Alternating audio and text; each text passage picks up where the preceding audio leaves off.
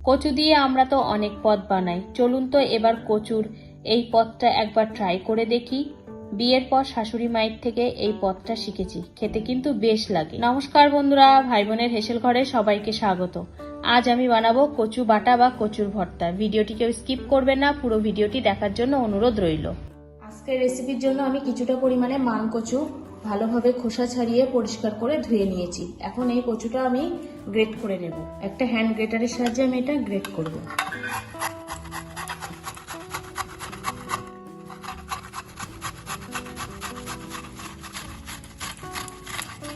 সব কচুটুকু আমার গ্রেট করা হয়ে গেছে।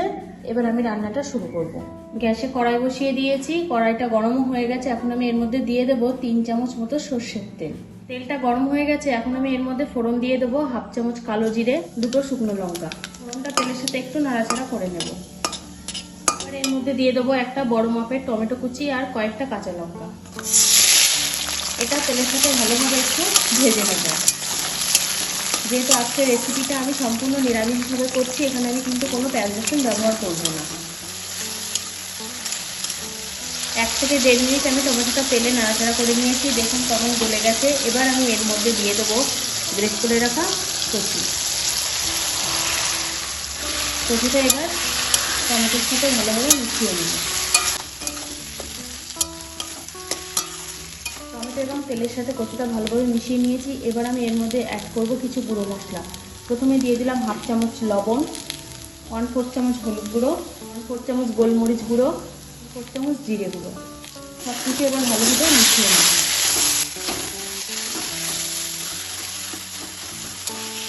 ভালোভাবে সব মশলার সাথে মিশিয়ে নেব। গ্যাসটাকে মিডিয়াম টু লোতে রেখে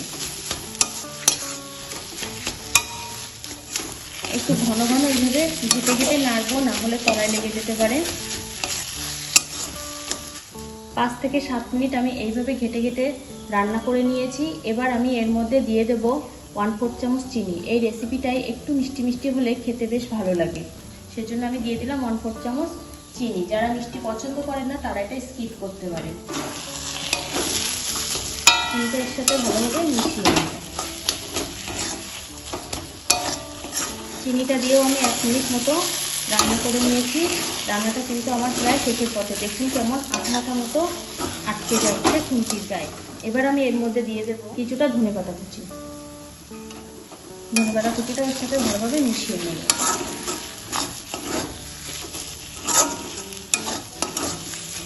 ধনেপাতা দিয়ে আবারও আমি 1 মিনিট মতো রান্না করে নিয়েছি। রান্নাটা কিন্তু আমার পুরোপুরি কমপ্লিট হয়ে গেছে। এবার আমি এটা নামিয়ে নেব। আজকের রেসিপিটা তাহলে এই পর্যন্ত। যে সকল নতুন বন্ধু আমার ইউটিউব চ্যানেল থেকে দেখছেন তারা অবশ্যই চ্যানেলটিকে সাবস্ক্রাইব করে দেবেন, আর যে সকল বন্ধুরা ফেসবুক থেকে দেখছেন তারা অবশ্যই ফেসবুক পেজটিকে ফলো করে দেবেন। আজ তাহলে এই পর্যন্ত, দেখা হচ্ছে পরের কোনো নতুন রেসিপিতে।